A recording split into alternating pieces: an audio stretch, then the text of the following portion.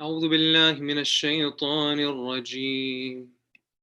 بسم الله الرحمن الرحيم.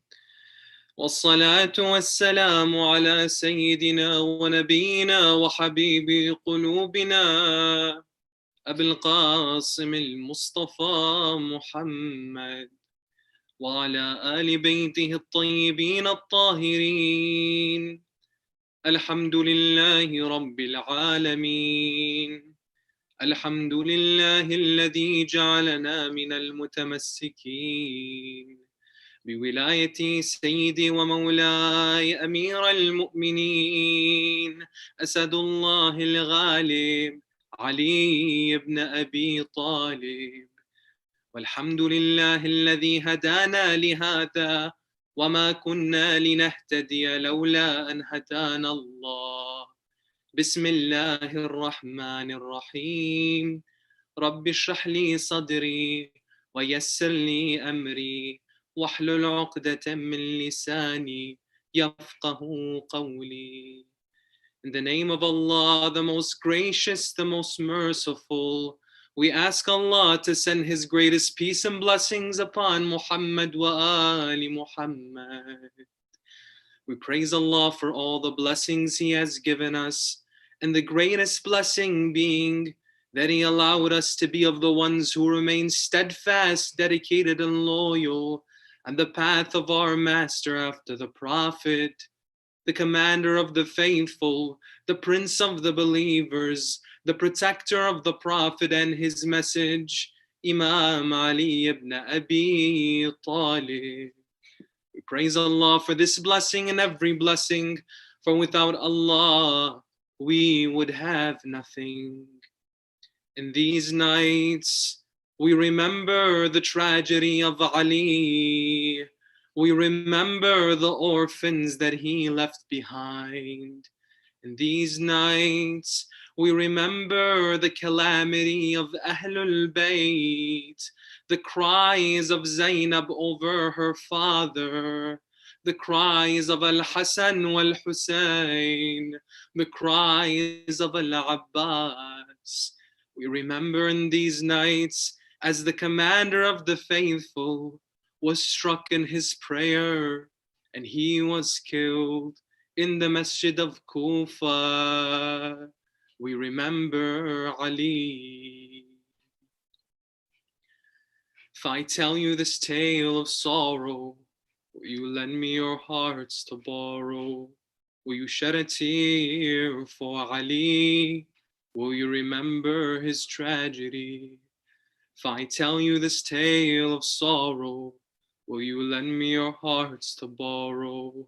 Will you shed a tear for Ali? Will you remember his tragedy? After Amir al-Mu'mineen was struck on his head, and Abdul Rahman ibn Muljam was taken away, and Ali was rushed to his home, back to his family. Ali did not groan or moan. Ali did not show any pain. Ali did not even shed a tear. But imagine as he returned back home and he would see his daughters. He would see his daughters Zainab and Kulthum. Ali would see his daughters and they would see him, blood flowing upon his brow, blood reaching his blessed beard. As Zainab would see her father Amir al-Mu'mineen, she couldn't help herself but fall to tears, wailing and crying. Wailing and crying, she called out, Abata ya Ali, Abata ya Ali. In these moments, though Ali did not moan and groan upon the strike of Ibn Muljam, when he saw the tears of Zainab, Ali would cry. He would cry like he cried over Fatima in the days after Rasulullah had passed. When Fatima was taken away from her children at such a young age, his daughters cried then, and now they cried over their father Ali, and Ali would cry with them. Imam Ali's son, Muhammad ibn al-Hanafiya, he would narrate those last days. He would narrate and say, as that they would lay the Imam to rest, they tried to give him some milk, they tried to give him some yogurt, so that he would regain his strength. But Imam Ali would not drink. Imam Ali refused. They say that as they were trying to encourage the Imam to just drink a bit of yogurt so that he would regain his strength, they say that they would hear noise from outside the house. Imam Hassan would go to see what was going on outside of the house, and he found a dozen of young orphans waiting at the door, holding cups of yogurt. Upon Imam al-Hassan seeing them, they told him, please take these cups of yogurt for our master, for our father Ali. Take these cups so that he may drink, so that he may regain his strength and return to us. Amir al-Mu'mineen was a father to all of these orphans. He would care for them. He would look after them. He would bring them food and water and sweets. He would play with them. He would be there for them every single day. And when they found that Ali was not with them, they ran to him, ran to his aid, wanting to give him from the little that they had. Imam al-Hassan, tears in his eyes, would go inside and he would tell his father, Amir al-Mu'mineen, he would say, Abata, these orphans wait for you and ask that you drink from this yogurt that they have brought you. Imam Ali alayhi salam at that would be feared, would be filled with tears, and he would take some of the yogurt and he would drink from that cup. But Imam Ali alayhi salam only took a few sips, and he gave the cup back to his son Al-Hassan, and he told him, my son, take this yogurt and quench the thirst of my killer Abdul Rahman ibn Muljam. Take this yogurt and make sure that his thirst is quenched, and make sure that he is taken care of. At the sight of Amir al-Mu'mineen having such selflessness in his last days, in his last moments, his sons and his daughters continued to cry over the calamity. When he looked over and he saw his son Imam al-Hussein crying over him, he told him, my son Hussein. It would be as if he would tell his son Imam al-Hussein, my son, do not cry for me. My tears are to be shed for you. My tears are to be shed for you, Ya Aba Abdullah. As I see in the land of Karbala, they will trample upon your chest. And on the day of Ashura, they will sever your neck. فلا يومك يومك يا أبا عبد الله. إنا لله وإنا إليه راجعون وسيعلم الذين ظلموا أي منقلب ينقلبون والعاقبة للمتقين.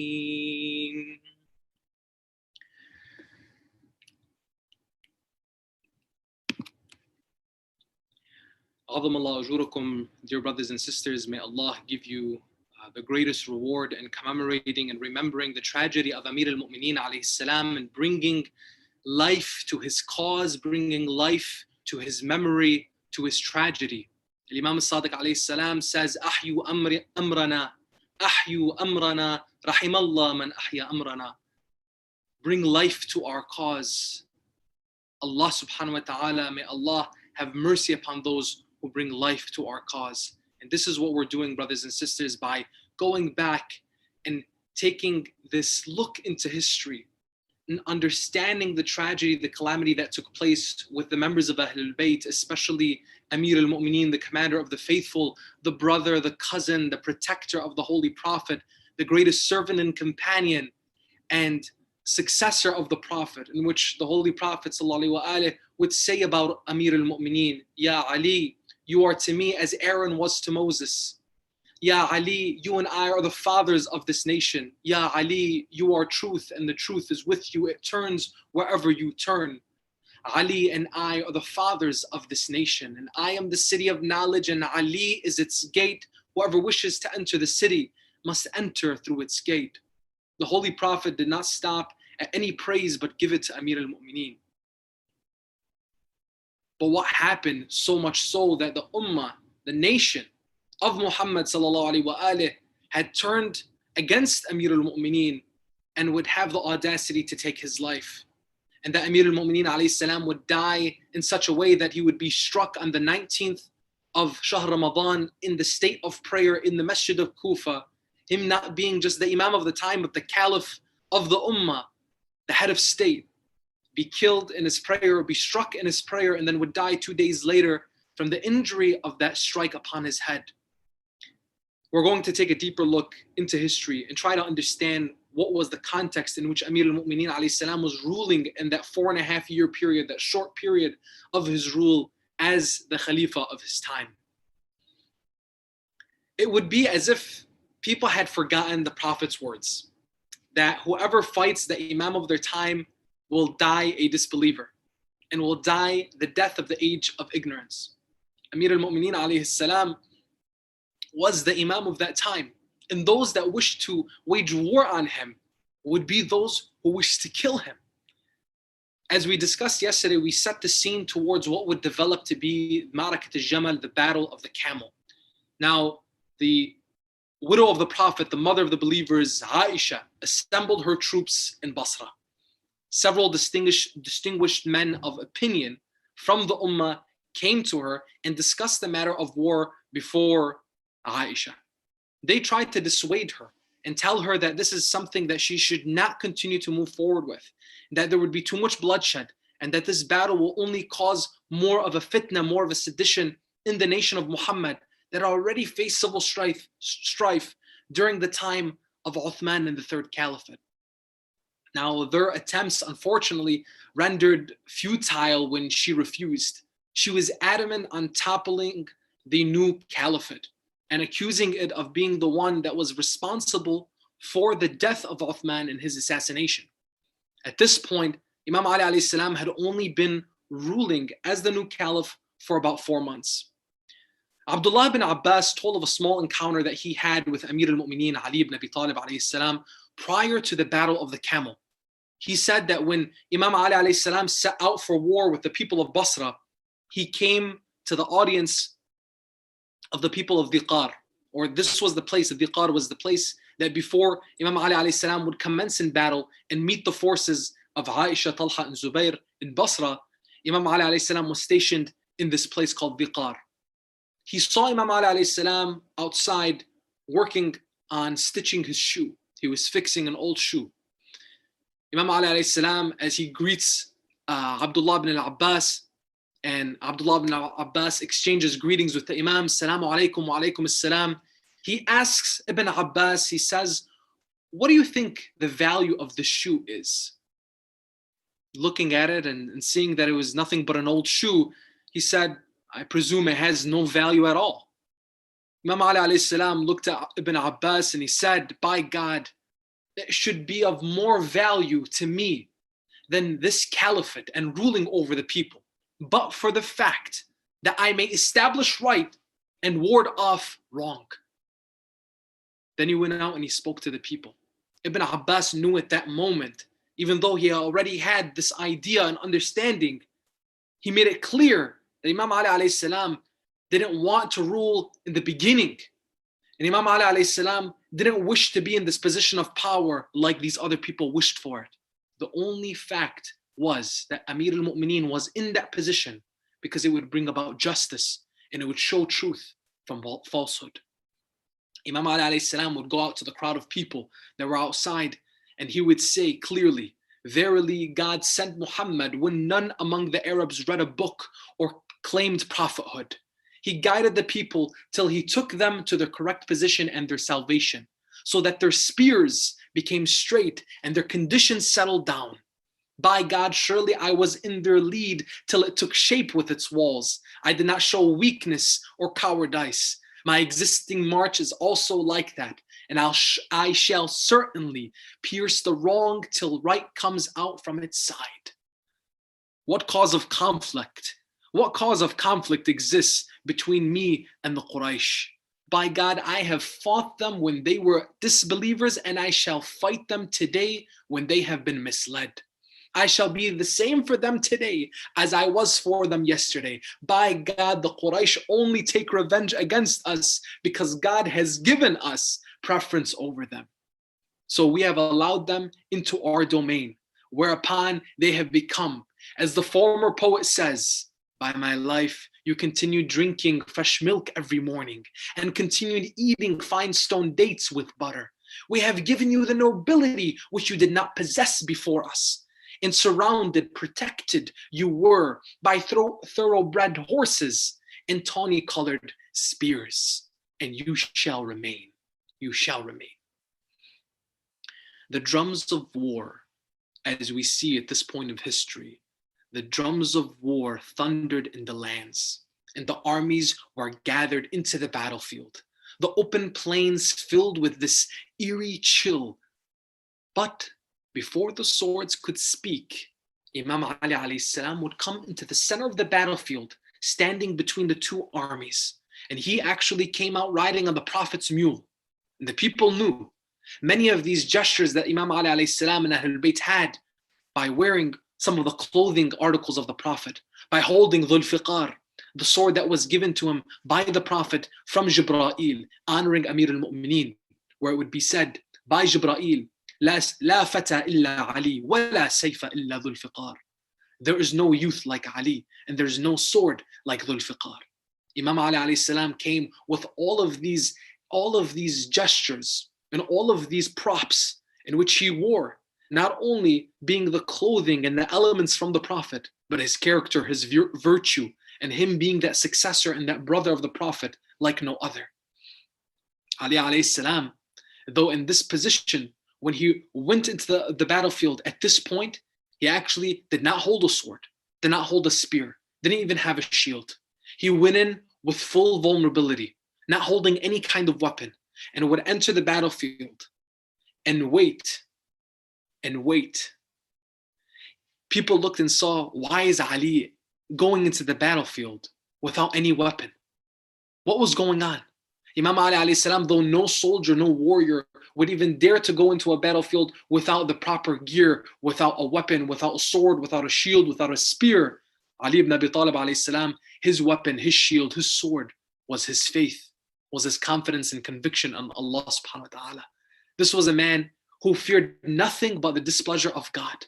And though Ali did not carry his sword, he was armed with his unwavering belief in this relentless justice that he came to establish in the nation of Muhammad after I had strayed for 25 years from the tradition of the Prophet. What Imam Ali alayhi salam did at this moment, after pausing for a few, he called out to Zubayr into the battlefield. Zubayr reluctantly walked towards Amir al-Mu'mineen and met him at the middle of the battlefield. Imam Ali alayhi salam told him point blank, asking him, "O Zubayr, what made you come out here?" Zubayr replied in short, "It is the blood of Uthman." Imam Ali alayhi salam replies and says, "By God, I ask you, O Zubayr, do you not remember when you were walking with the Prophet, as he came to me that one day, he was holding onto your arm and he greeted me and gave me a great smile and laughed. He then, as he was so happy to see me, turned back to you and said, O Zubayr, you will fight Ali and you would have oppressed him. Zubayr, as this was all coming back to him, shaken, he looks at Imam Ali alayhi salam and he says, yes, by God, I remember. Imam Ali alayhi salam then asked him in short, then on what basis are you coming to fight me, O Zubayr? By God, I forgot all of this. And had I remembered this, Ya Ali, I would never have come out here and fought you, Ya Ali. Zubayr lowered his head in regret, in disgrace, in remorse, and he left the battlefield. Now, Imam Ali alayhi salam would then call on Talha, and he would call on Aisha, and he would give them similar reminders. Though Zubayr was faced, and though he changed in his demeanor, Talha and Aisha were not fazed, and they remain very stringent in the position that they took. On the eve of the battle, Zubayr showed this great hesitation. He was found speaking to himself, mumbling things and saying things like, this is the great sedition that we have spoken of. Talha was also scared, but he basically pulled himself together, reminding himself of why he was doing this and trying to convince himself that this was for the good of the ummah, for the greater good of the people. Aisha essentially was no different. It was a struggle within, no doubt, especially given the fact that they were some of the first companions, the first people, some of the closer individuals to the Prophet. And they were the ones who were some of the first to witness the Prophet and hear him say, Aliyun ma'al haqq wal haqqu ma Ali. Ali is with truth, and the truth is with Ali. It turns wherever Ali turns. But now, these three were forcing Ali into the battlefield, and tomorrow they would be facing off with truth. They were asking themselves, contemplating, were they against the truth? Did they wish the truth to die? Were they going to kill the truth? Tomorrow would come, and the war drums thundered asunder, and the hour of battle had begun. The armies would face each other once again, and they came in closer. Aisha's army was led by the tribe of Mudhar at the center, the tribes of Yemen on the right flank, and the tribe of Rabi'a on the left flank. Their hearts were in their throats. Some of them could not stomach the battle. They were about to face off with the Lion of God, Ali ibn Abi Talib. Imam Ali alayhi salam, his army was led by his son Muhammad ibn al-Hanafiyyah at the center, Ammar ibn Yasir at the right flank, and Aisha's younger brother, Muhammad ibn Abi Bakr, on the left flank. Their hearts were steady, and their tongues continued to sing the praises of God. Now, when the commander of the faithful, alayhi salam, came forward before his generals, he looked at his son Muhammad ibn al-Hanafiyyah, who was at the center, and he gave him the flag of the army.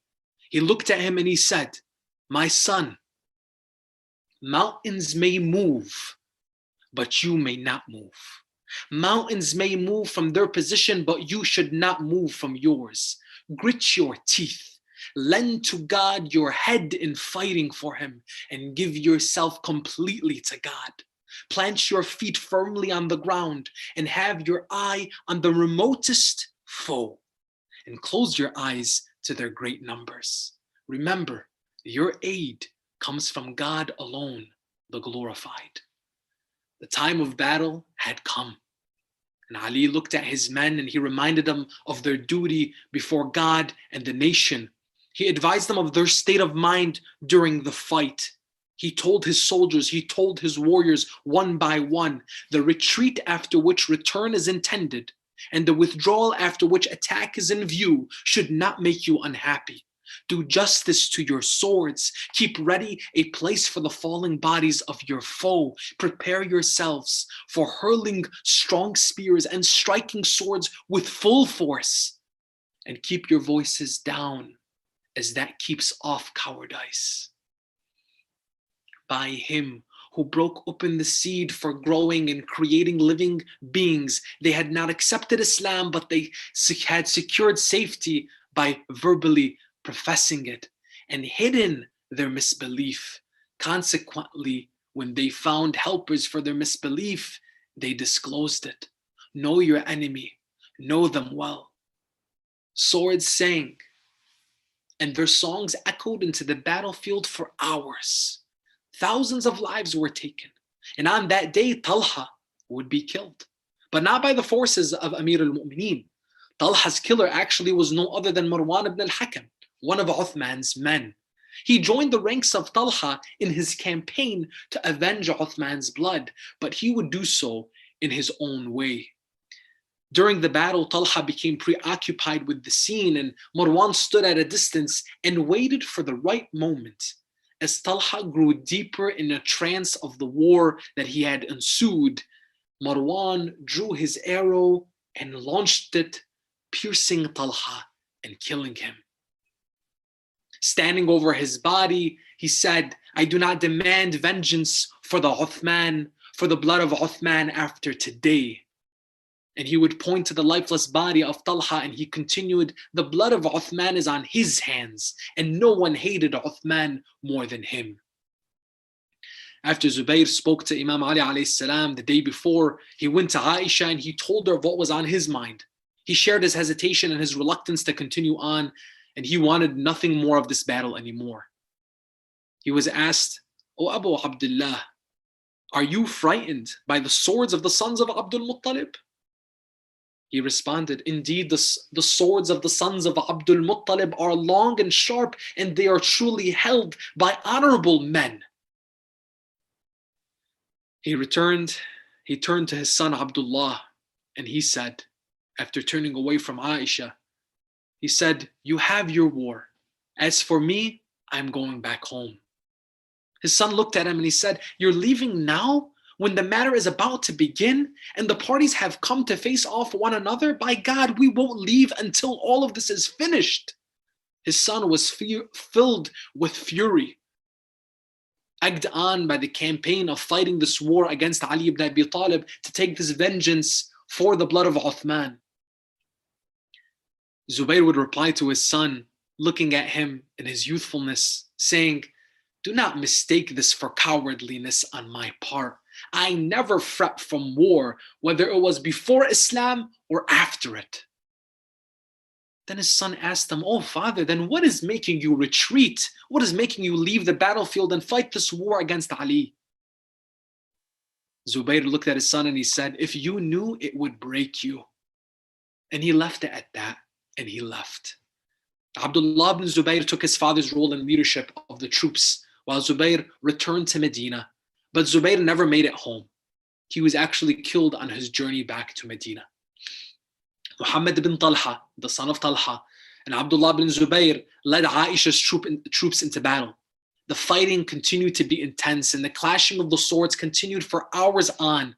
At one point, it seemed as if Imam Ali's troops were losing advantage in battle, and his forces continued to fight fiercely against the forces of Muhammad ibn Talha and Abdullah ibn Zubayr.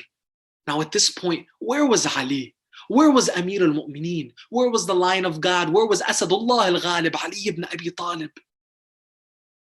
Narrations tell us that at this point in battle, he stood behind the troops looking at the scores of men that had already fallen. Imam Ali alayhi salam lifted his hands to the heavens and he proclaimed, praying to Allah, saying, "My God, you know that I have not wronged Uthman with even a black mark on a white slate.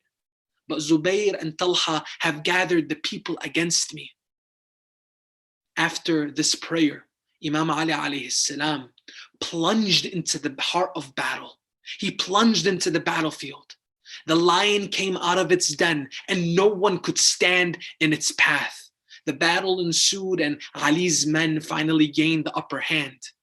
At this point, Aisha was sitting on her camel in the midst of the battle, alone with no one by her side. Abdullah bin Zubayr was drenched in the blood of his wounds and Muhammad ibn Talha was drowning in the heat of battle. Ali's warriors surrounded Aisha as she sat on her camel.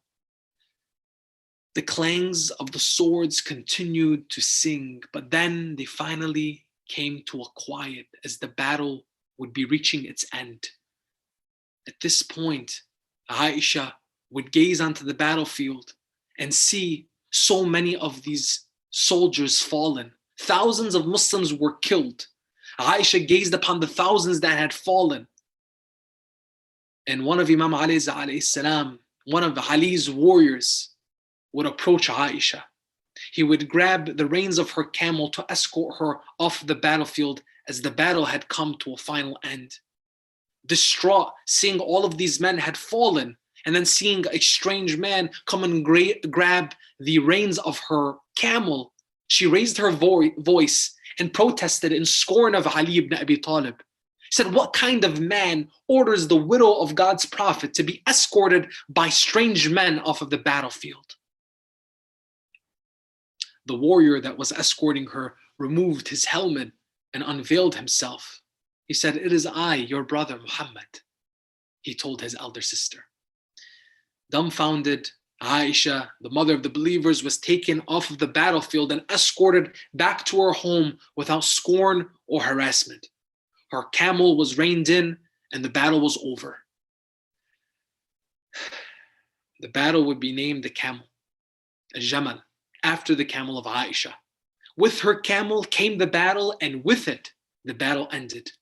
And as she left, the corpses of thousands of fathers, husbands, and sons of the nation of Muhammad remained lifeless on the sands of Basra. Now, this wasn't the end. Though the forces of Ali ibn Abi Talib, Amir al-Mu'mineen, were victorious in this battle, and Aisha and Talha and Zubayr were defeated, there would be another group that was waiting.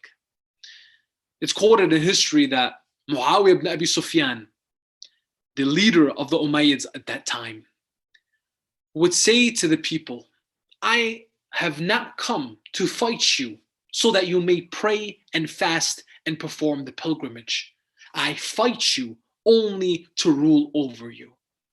This is a quote attributed to Muawiyah in addressing the Muslims of the time.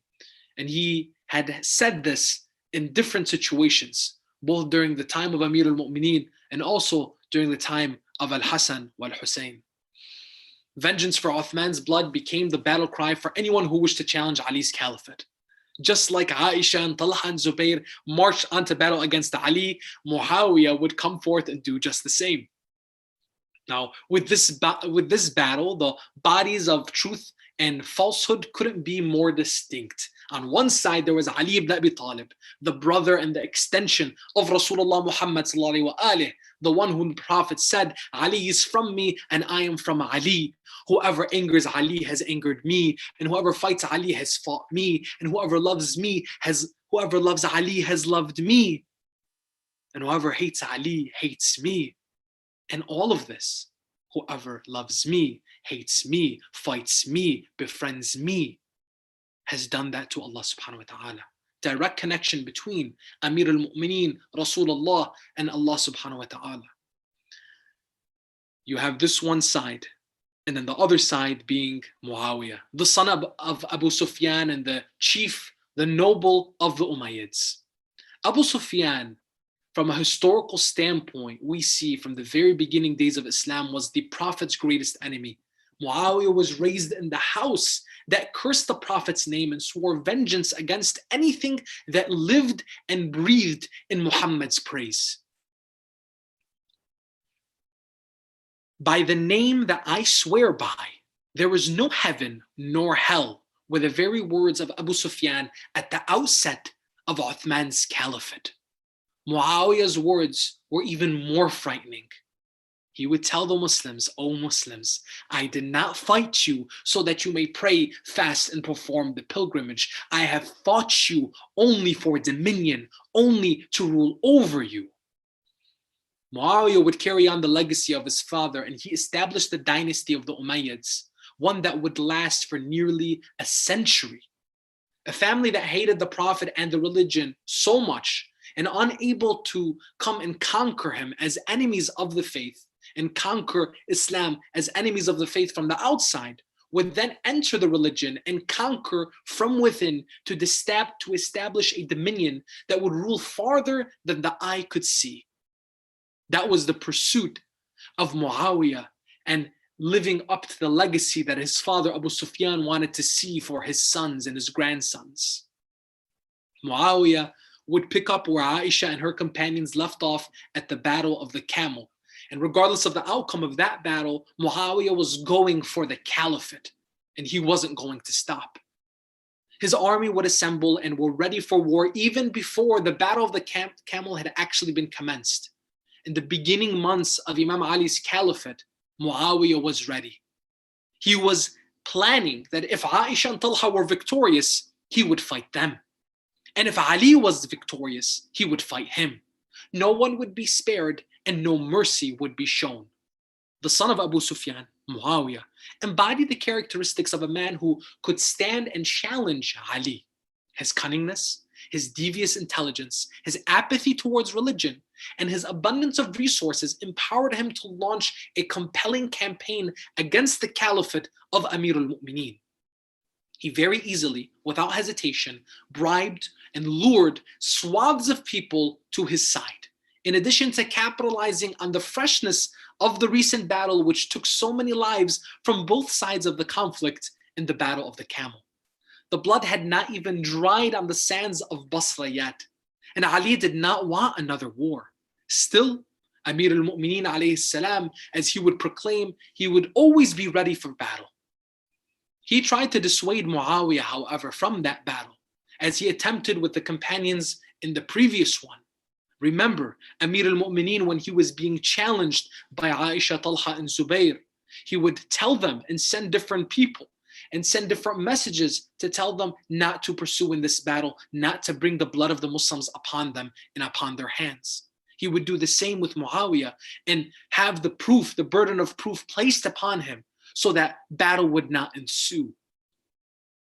Ali found that the blood of his brethren was sacred. Imam Ali alayhi salam found it that the blood of the believers, the blood of the Muslims, was at such a high sanctity as taught by the Holy Prophet, that the sanctity of a Muslim is greater than the sanctity of the Kaaba itself. And as taught to us in the Holy Quran, Allah subhanahu wa ta'ala tells us that the life of one person, if the life of one person is taken, it is as if that all of humanity has been taken, has been killed.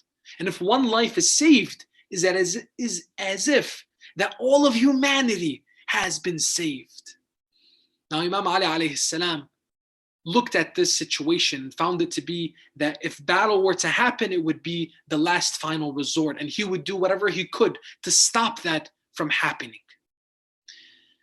In his final appeal to Muawiyah, Imam Ali alayhi salam said the following in exchange of letters with Muawiyah ibn Abi Sufyan. He told him, "You have called for war, O Muawiyah. Put the people aside and come out and fight me. Let us excuse both armies from fighting. Let the show whose hearts and eyes are veiled. I am Abu Hassan. I am Abul Hassan, the killer of your grandfather, your uncle, and your brother on the day of Badr. The sword I used then is the same sword I hold with me now. With that same heart, I stand before my enemies, and I did not change my faith or my prophet. I am the same, and I am on the same path that you left in obedience, but entered with spite." Now, Imam Ali alayhi salam, he would send this word to Muawiyah. But Muawiyah would know that he would never face off with Ali ibn Abi Talib alone. He knew that he could stand no chance with Ali on the battlefield. He wouldn't risk his own life. But that didn't stop him from waging a war that would take the lives of thousands of other Muslims. The battle between the sons of Umayyah and the sons of Abdul Muttalib would finally take place at a place called Siffin. And Muawiyah rallied all of the men of Syria and marched on to the destination of the battle. Imam Ali alayhi salam would depart from Kufa with his army, and they finally met the Syrians, the people of Sham, the people of Muawiyah, on the plains of Siffin. Before settling into Siffin for what would be over 100 days of encampment, Imam Ali alayhi salam would speak to his army, and he laid out their expectations, his expectations of his army. Imam Ali alayhi salam told them, "Do not fight them unless they initiate fighting.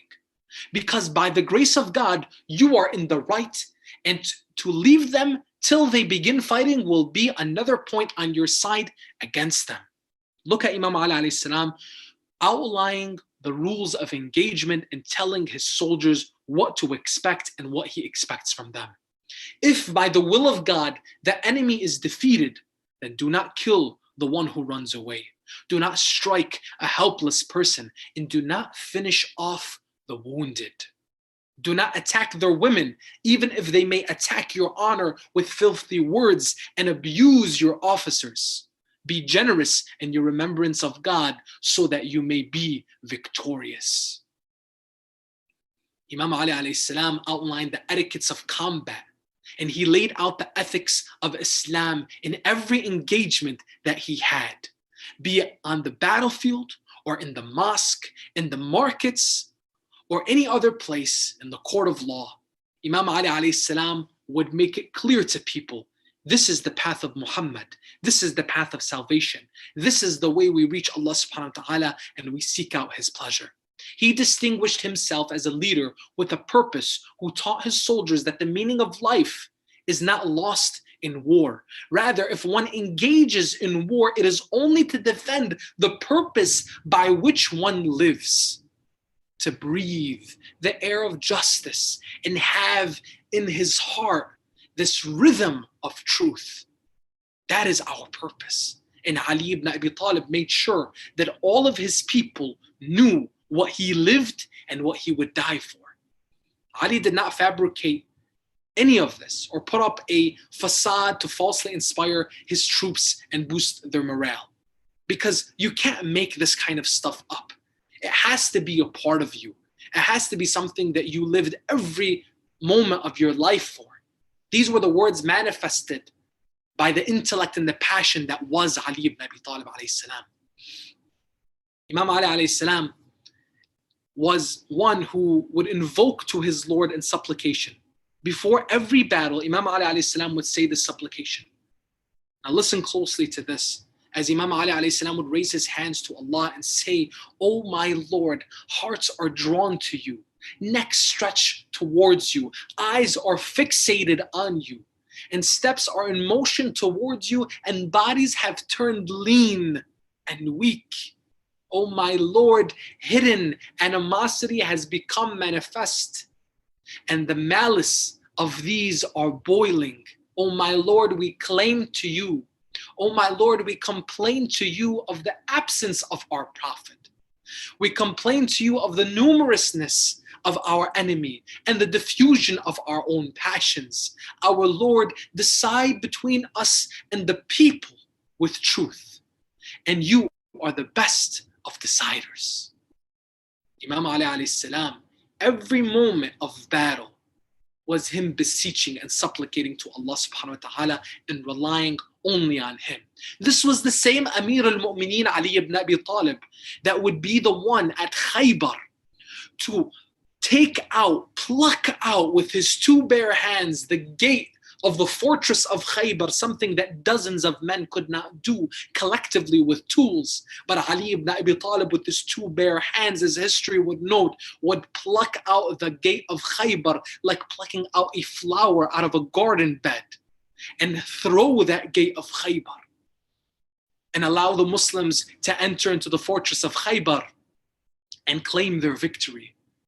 It was the same Ali that after that battle, as the Muslims were resting and celebrating their victory, Ali would take a piece of dry bread, and unable to break that bread with his two hands, he would take it and break it on his knee.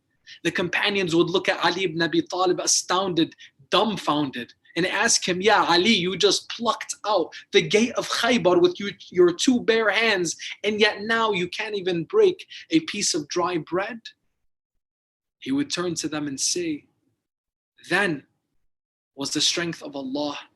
Here is the strength of a man. I plucked out the gate of Khaybar with Allah subhanahu wa ta'ala in his strength, and now I'm just breaking bread for me to eat." This was the belief, the conviction of Amir al-Mu'mineen, that when he looked at his destiny and his fate, he saw only the pleasure of Allah subhanahu wa ta'ala, and saved himself and continued to work in the pleasure of Allah subhanahu wa ta'ala. With everything that he did, he turned to God. At this point in time in Siffin, 3 days of intense battle would ensue. And in those days, the angel of death reaped many souls. Rivers of blood would flow from the debauched limbs of the soldiers that had fallen.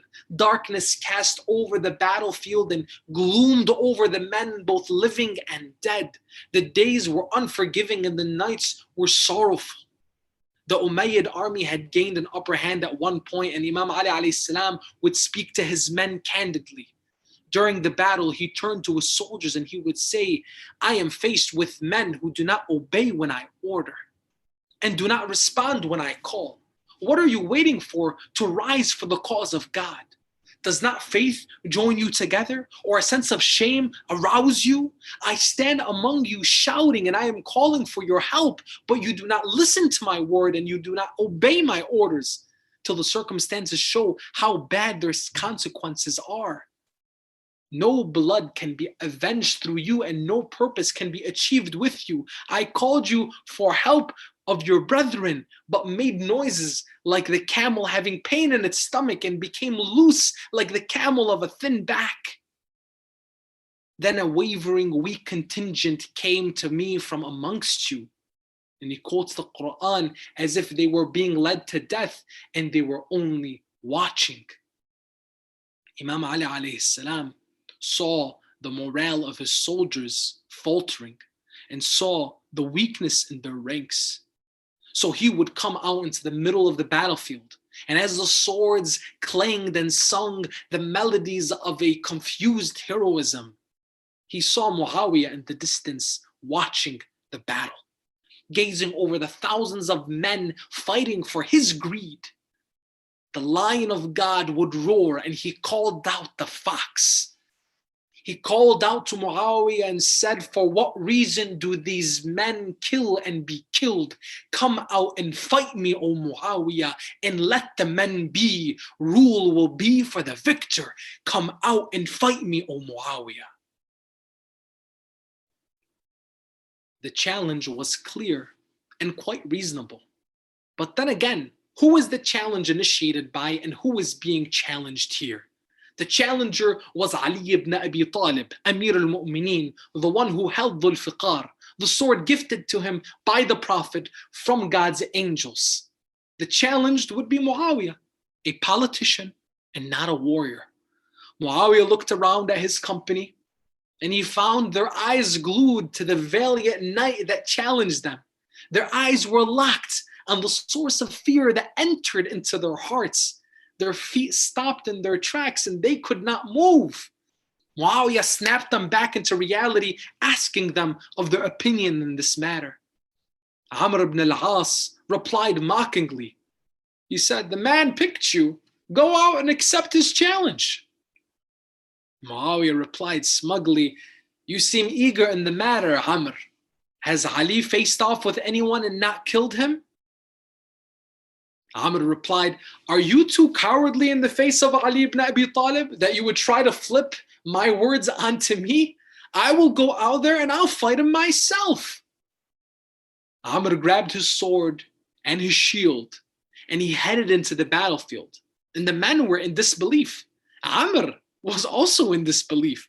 He knew he couldn't fight Ali, but he said he would, and he couldn't walk back now. His honor was at stake, and if he retreated, he would be the laughing stock of the army.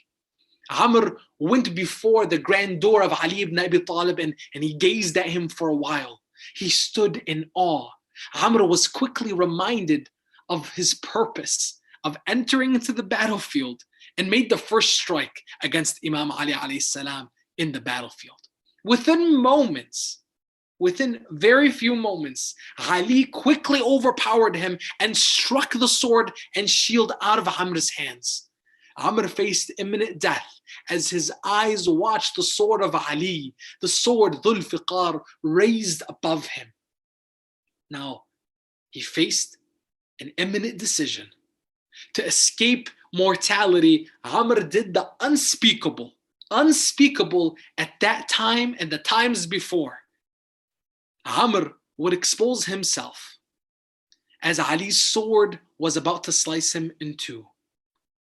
Amr, in his lewdness, interrupted the thunderous strike of Ali ibn Abi Talib as Imam Ali alayhi salam would turn away from the indecent exposure. that Amr just gave. Amr escaped from Ali's hands and he ran back to the tents of Muawiyah in shame and disgrace. Imam Ali's army gained the upper hand, and nonetheless, it was as if the battle was decided.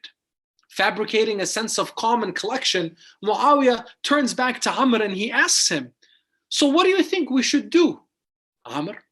Have you not asserted that whatever bind you face, you have a way to escape from it?" He responded coldly, "War plays the odds. One day it's for us and one day it's upon us." Muawiyah continued to remain calm, knowing that Amr wished to prove himself to Muawiyah after the disgraceful act that he just made. In the end, Muawiyah had yet to give him his full share of Egypt's treasury, as well as its full authority in governance. Remember, Muawiyah was already working his new governors and his new administration in his challenging of Amir al-Mu'mineen, Ali ibn Abi Talib.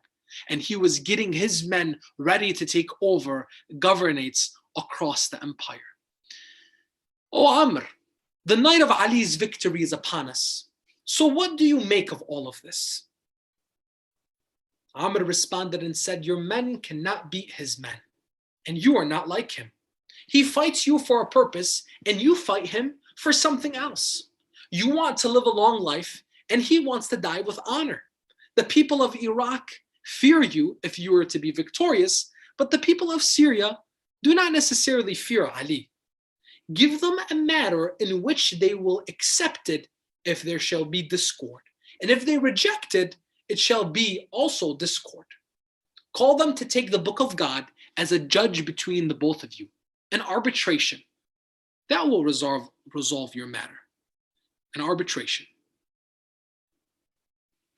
Muawiyah nodded his head, and as he was impressed with Amr's cunning recommendation and his analysis of the situation. And it would be the conspiracy of the arbitration that tomorrow would see.